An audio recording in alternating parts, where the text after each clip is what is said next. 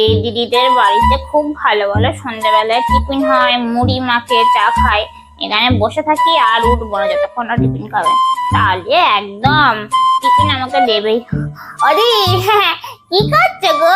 এই কাঁথা সেলাই করছিলাম, বস না দুটো গল্প করি। হ্যাঁ হ্যাঁ, এই তো গল্প করার জন্য এসছো, অনেক গল্প জমে আছে তোমার সঙ্গে, জানো তো।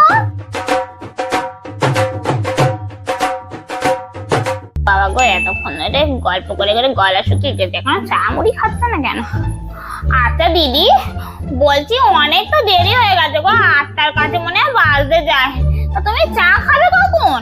আমার তো চা মুড়ি সে অনেকক্ষণ খাওয়া হয়ে গেছে, তুই এলি না তার 5 মিনিট আগেই আমি চা মুড়ি খেয়েছিলাম। কি বলছো, চা মুড়ি খাওয়া হয়ে গেছে? মানে ও হ্যাঁ, চা মুড়ি খাওয়া হয়ে গেছে।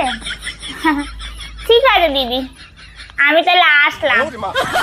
কি করবো বাবা রে।